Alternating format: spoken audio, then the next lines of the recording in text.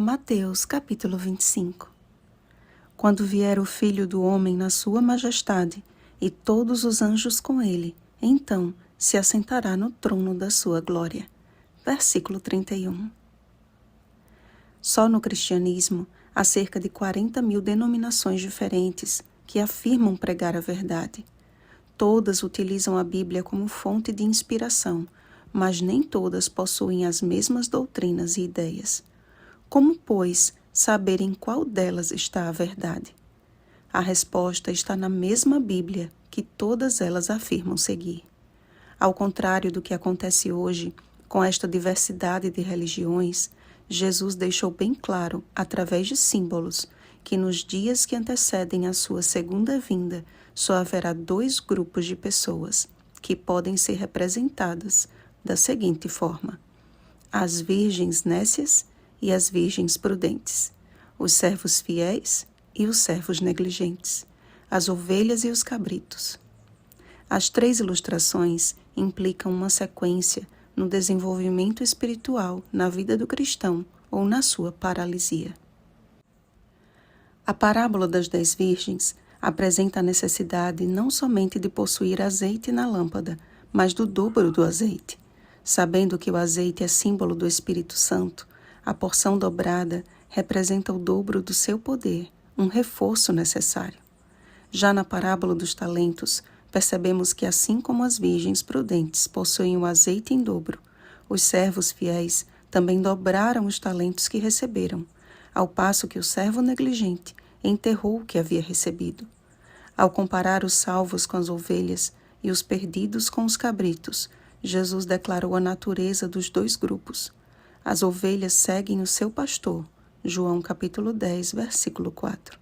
Já os cabritos são teimosos e não aceitam os cuidados de quem queira guiá-los. Com base nesta perspectiva, Jesus encerrou seu discurso com uma forte e inquietante declaração. A cena do julgamento final é descrita por ele como uma prestação de contas. Em Apocalipse, Jesus declarou o seguinte a João: "E eis que venho sem demora, e comigo está o galardão que tenho para retribuir a cada um segundo as suas obras." Apocalipse capítulo 22, versículo 12.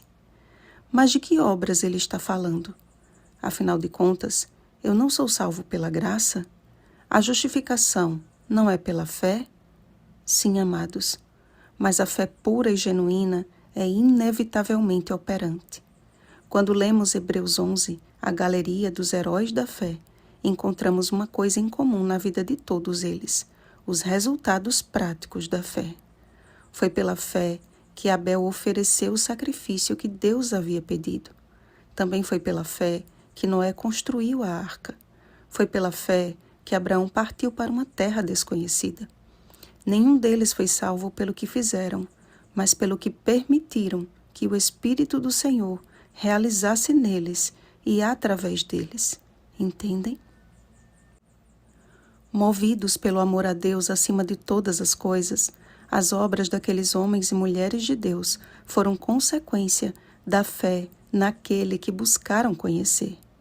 As obras descritas por Jesus não fazem parte de uma lista obrigatória com o fim de servirem de passaporte para a eternidade, mas ações tão naturais e intimamente ligadas ao coração dos justos que nem eles mesmos se darão contas de que as praticaram.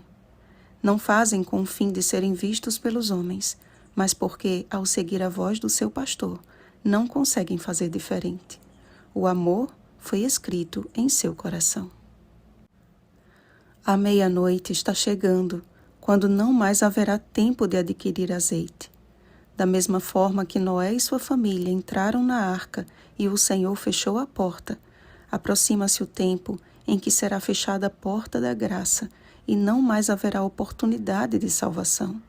Precisamos aproveitar o nosso tempo de oportunidade, chamado hoje, para clamar como clamou Eliseu a Elias: "Peço-te que me toques por herança a porção dobrada de teu espírito." Segundo Reis capítulo 2, versículo 9.